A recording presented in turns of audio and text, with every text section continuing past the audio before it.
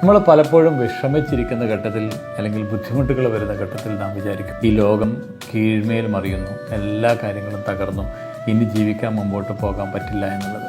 ഈ മഴക്കെടുതിയിൽ നൂറുകണക്കിന് ആളുകളുടെ വിഷമങ്ങൾ നമ്മൾ കണ്ടിട്ടുണ്ട്. ഒരുപാട് ആൾക്കാർ അവരെ സഹായിച്ചിട്ടുമുണ്ട്.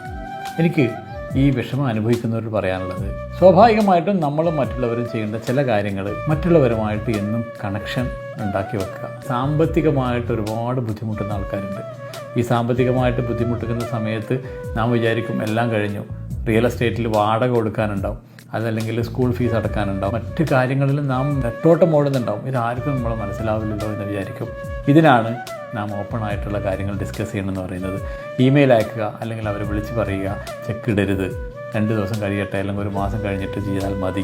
അല്ലെങ്കിൽ ബാങ്കിൽ ഇപ്പോൾ ക്രെഡിറ്റ് കാർഡിൻ്റെ വിഷയമാണെങ്കിൽ, ലോൺ വിഷയമാണെങ്കിൽ അവരോട് പറയുക, ഇപ്പോൾ 6 മാസത്തേക്കൊക്കെ നമുക്ക് സമയം അനുവദിച്ചിട്ടുണ്ട്, ഇമെയിൽ അയക്കുക, കമ്മ്യൂണിക്കേറ്റ് ചെയ്യുക. ഇങ്ങനെ ആർക്കെങ്കിലും നമുക്ക് കിട്ടാനുണ്ടെങ്കിൽ, നമ്മളോട് ആരെങ്കിലും വാങ്ങിയിട്ടുണ്ടെങ്കിൽ, നമ്മളാണ് അത് കിട്ടേണ്ട ആളെങ്കിൽ അവരോട് കുറച്ച് ദയാപരമായിട്ടുള്ള ഒരു സമീപനം, നമുക്കത് ബുദ്ധിമുട്ടല്ലെങ്കിൽ നമുക്കത് കുറച്ച് നീട്ടിക്കൊടുക്കാൻ പറ്റുകയാണെങ്കിൽ അങ്ങനെയും ചെയ്യാം.